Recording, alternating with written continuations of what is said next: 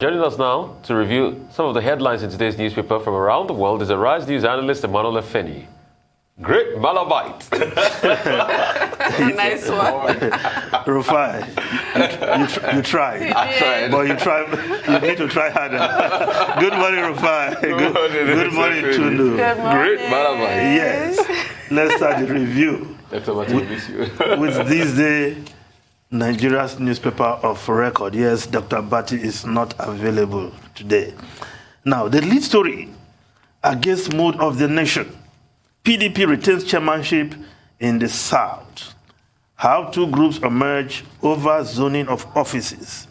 Our mandate does not include zoning political offices, says Ugwai. 6,000 delegates to decide new national chairman. Yes, as predicted by many and against the mood of the nation, the main opposition party, the People's Democratic Party, may have finally settled for its chairmanship to come from the South, paving the way for a northern presidential candidate and dashing the hope of those asking for the party to field a southerner to fly its presidential ticket. Yes, the Committee on Zoning met yesterday in Enugu, and the committee could not, according to this report, could not summon the courage to go with the mood of the nation. Instead, the party resolved to retain the chairmanship in the south of the country ahead of the National Convention coming up October 30. Now, the reason for this, as these days sources they gather that the PDP was not able to swing the idea because majority of those who made up the committee were sympathizers to aspirants of the northern presidential hopefuls. Of course, some names were mentioned there. They include Ali Mohammed, who is a Saraki supporter.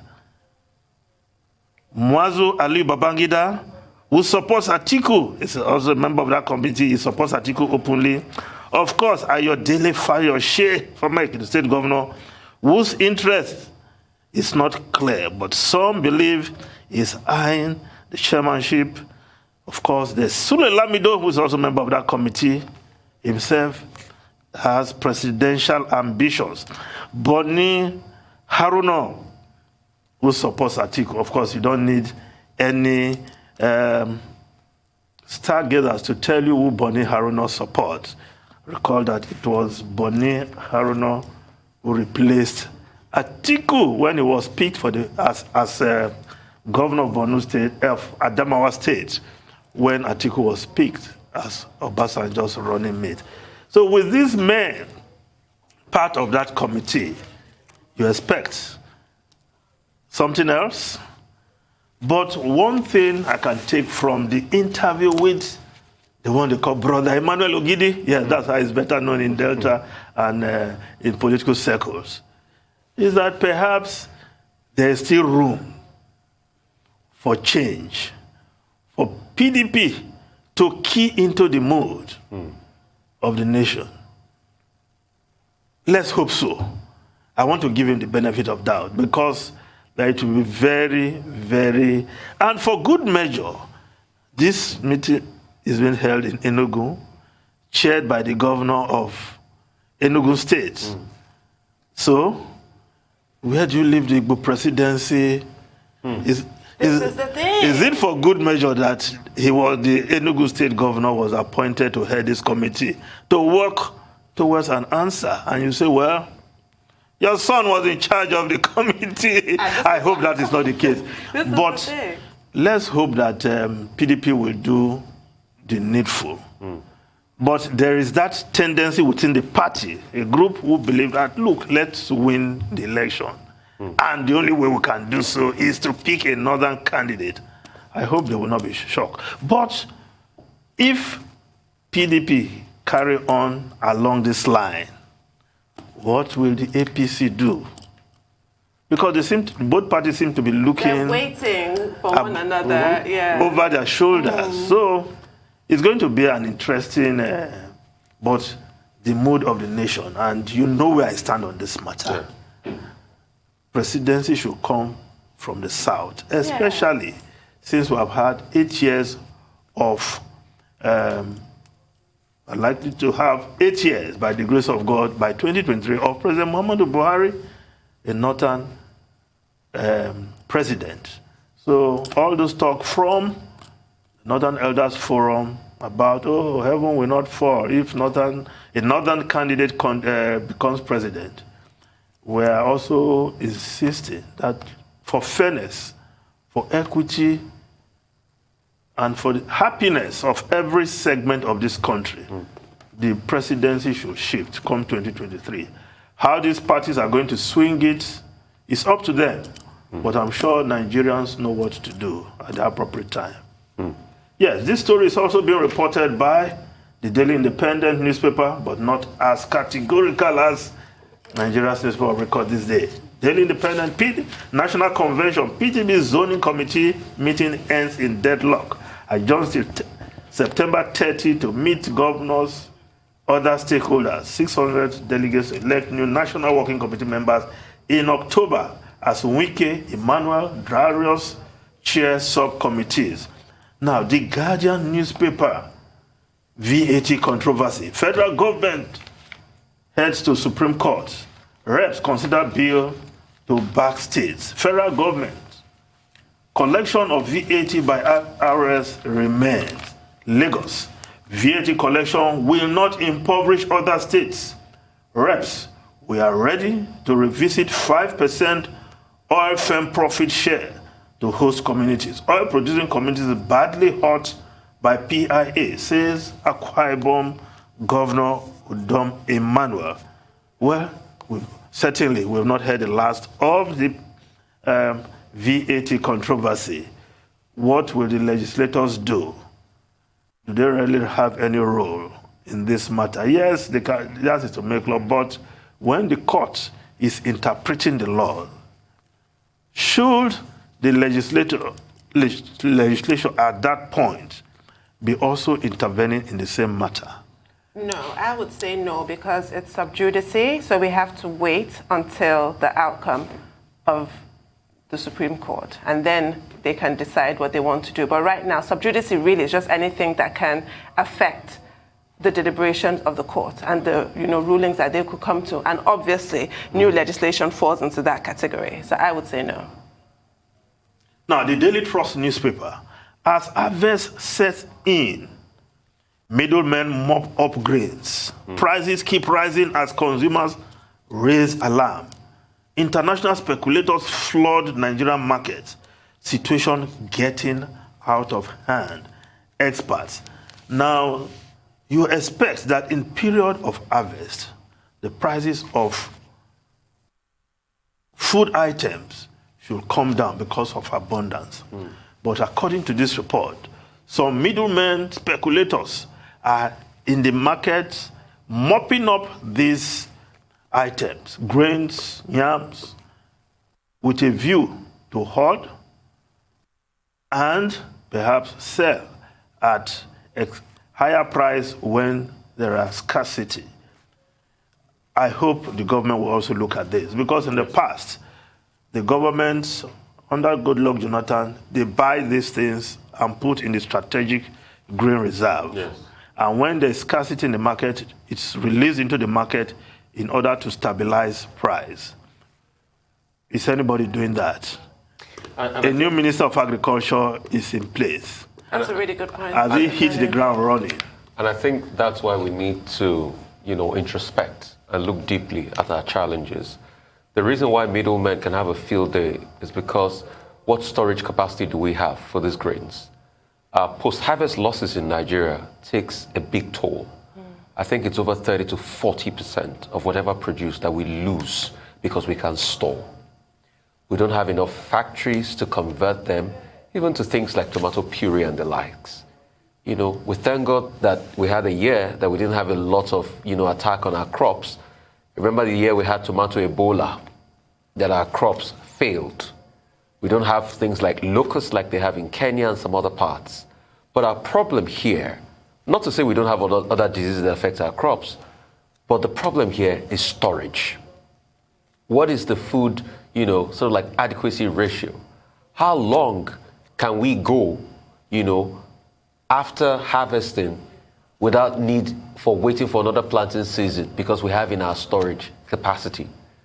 And those are the questions we should ask ourselves. And that's why you see, when people talk about the agri value chain, it's not just all about crop production. That's just one part of it. Storage is another very important part of the agri value chain. And that's why we should invest in that and bring more investors into the sector. This is something we've always, clamored for. The need to reduce post-harvest losses. It is sad that the price of grain is increasing in a country that is said to have close to 40 to 50, some literature will tell you 80 million hectares of arable land. Some will tell you 34 million. We're having this conversation. Some will tell you 60 million hectares of arable land. I don't know. But even at that, that's a lot of hectares of arable land. And the land is blessed. We can plant anything. Somebody was telling me about how they had strawberry farmers in Jos. How they had people that planted apples in Jos. But all of this, logistics is a big problem. Post-harvest loss is another big problem.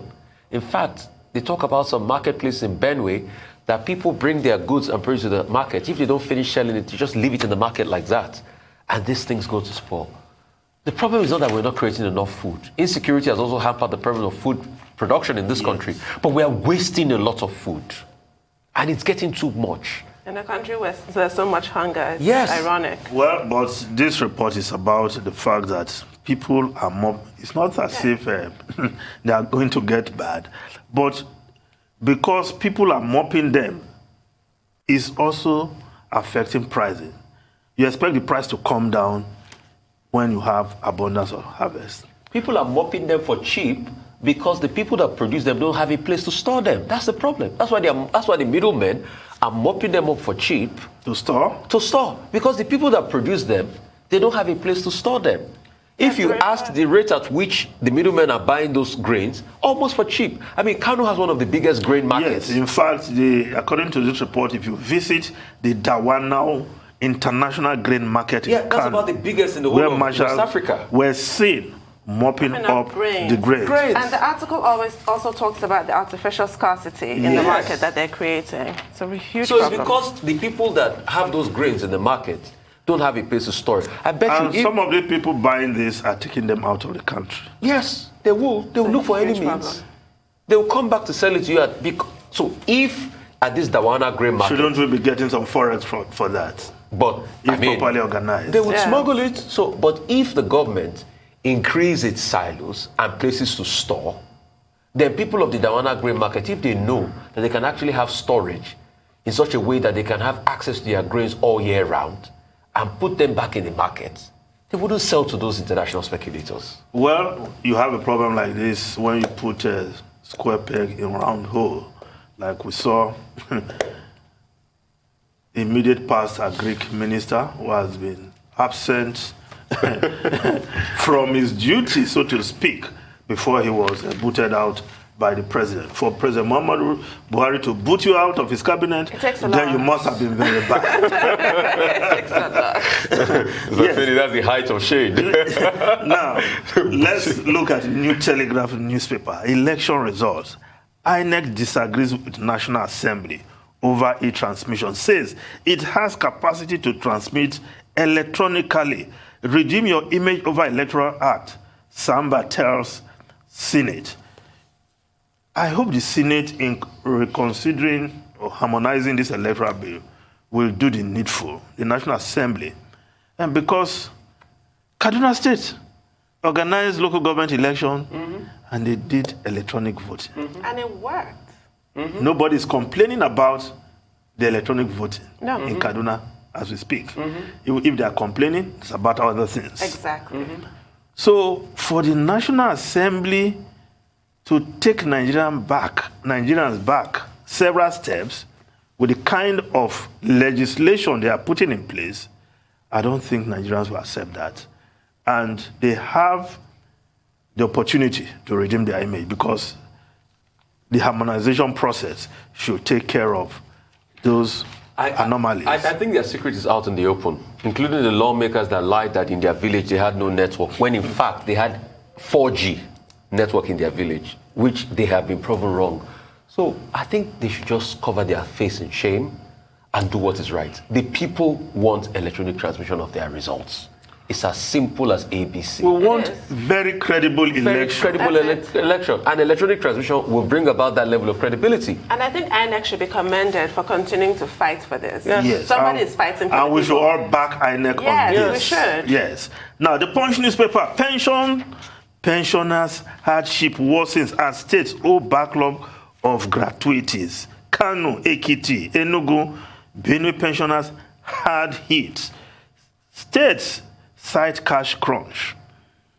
Pensioners threatens to sue Southwest governors over consequential adjustment. In Osun State, pensioners are up in arms, figuratively speaking, against the governor because many of them 15 months more being owed. In fact, there was a report that says that over 45 pensioners died in the last 1 year. Waiting for their pension. It's heartbreaking. These are Nigerians who have served their country, giving the best part of their lives to working for government, and now they are being treated in this manner. I think the state governors should do what they have to do. A number of states are in this situation. Now, the Sun newspaper, we have identified block terrorist financiers, federal government. PDP writes UN alleges human rights abuse in Nigeria. Yes, the Minister of Justice, Abubakar Malami, addressing the media in New York, is saying that, yes, they have identified and blocked terrorist financiers. And also that 400 terrorists are about to be put on trial. We want to see action. If you have identified the terrorist financiers, please name them. Name them. It's not a trial can't be held in secret. This isn't Stalin's Russia. Who are those you want to try? Let's know their names. Yes. And let the trial start. Because other countries, UAE, they have tried and jailed Nigerians who fund insurgency in this country. Yet we are foot dragging. We are dilly-dallying over. This is not a matter for press briefing in New York to the international community. Come home and let's see action. Yeah, a public trial. Yes. Now, the Vanguard newspaper, economic gurus disagree as federal government defends borrowing. Loans pushing nation to debt trap. Utomi, others. Government must reduce or eliminate debt costs. Teriba, Ayo Teriba, the economist. Federal government has a lot to show for loans taken. Critics of Buhari are on borrowing insincere. Lai Mohammed. Now let's look at the foreign newspapers quickly. Now, the Daily Telegraph of UK, alarm as BP begins petrol rationing. Spectre of panic buying looms while winter of discontent feared as energy companies go bust. But the Times of UK is saying, don't panic. Urges number 10, after BP cut fuel delivery. Soldiers could be asked to drive tankers. The reason why there is scarcity, because over 50 BP stations don't have fuel. It's not because there's shortage of diesel or petrol, but because they don't have enough tanker drivers. Rufai, you are an advocate of exporting labor and earning hard currency. We have in abundance. Can we export our tanker drivers? But they are not well trained. Rufai. They have to be trained. Many of them are reckless on the road. They can't pass the acid test of driving in the UK. Either way, they need drivers, you know. And I think this has just come to show, you know, what COVID-19 has cost. And secondly, a part of me says good for the UK. Because when you were sending off those Hungarian drivers, and because of Brexit, you didn't know you were happy, you did not know you were going to fall to these supply problems. Because these are the people, the Polish people will normally do this work. And this is a disaster. I think the last time this happened was when the tanker drivers had a strike in '98. Yeah, that's under Tony Blair. Tony Blair. I remember that. You know, that was big. There was scarcity everywhere. And they just packed their trucks on the road. So they should face it. They're having supply chain shortages. They should face. This is what they get for coming out of the EU. And you know the sad thing is that an average British man will not go and drive a tanker. It's even worse than that. Look at how there's some man, it's on the covers of some of the UK papers today. There's a gentleman offering £30 to people to come and pick his cabbage because the Brits don't want to pick fruit and veg. So they're going to have a problem. We're talking about our produce rotting away. They're going to have that problem too because of Brexit. Well, you cannot eat your cake and have it. No, these are the consequences. Yeah, they want their country back. They have it back. That's their country. If we still have some time, let's look at the Wall Street Journal. CDC panel urges booster shot for seniors and at-risk groups. Yes, the CDC in the US agreeing with the FDA authorization. But of course, who to give the boost jab? The panel is talking about 65 and over, as well as between 50 and 64 who have underlying ailment, as well as those who work or live in areas where they are at risk. So the booster jab, perhaps before long, will commence in the US. It looks like it's going to happen. Like I was saying yesterday, Anthony Fauci feels that that's going to be the regular procedure going forward. You're going to get your initial 1 or 2 jabs, depending on what you got, and then a booster. But what will happen if there's that government shutdown that's looming in the middle of a pandemic? We didn't get to discuss that, but, some other time, I guess. How do you That'd be a disaster in a pandemic, And amidst people getting booster jabs, people don't even have in some parts of the world. They've never had a jab. Selfish. Yes, there has to be vaccine equity. Yes. Apparently, there does not have to be vaccine equity. Apparently, the rich countries in the world don't actually care what happens to the rest of us. It's really sad. Well, poorer countries should work harder. That's the bottom line. Because if you can produce your own vaccine, you will not depend on others. And a country like Nigeria, we should be able to produce our own vaccine. We should. But the issue is, even if you're rich and you're selfish, then give everybody, suspend those intellectual property rights, as the WHO has been trying to advocate. Suspend it so other people can produce. So for me, it's just selfishness across board. It's unfortunate. Well, companies invested in the vaccines. Suspend it. Suspend. They must also That's make all. their It's money not permanent, but just suspend it. But I think there are ways they can work this out. Those companies coming here to produce those vaccines. Come here and produce the vaccines. Yeah, just do something. Yes. There are all kinds of alternatives. And you still get the benefit of your production. Yes. But for now, that's a good option. There's so much money from the developed countries going to these companies, these pharmaceutical companies, that they don't care about you and I. They don't. So it's a lesson for governments in the third world that you have to take care of your own problems. Don't wait for others to come and do Father Christmas for you. It's a lesson. Thank you. Thank you so much, Mr. Fanny. Thank you so much. Thanks so much, Mr. Yes, happy weekend. Have a nice weekend.